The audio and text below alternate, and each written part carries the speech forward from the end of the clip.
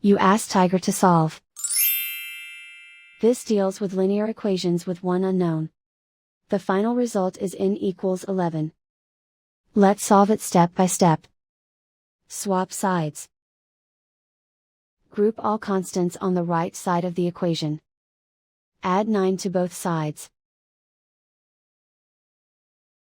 Group like terms. Simplify the arithmetic.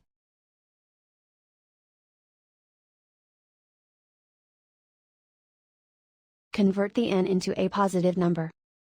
Multiply both sides by -1.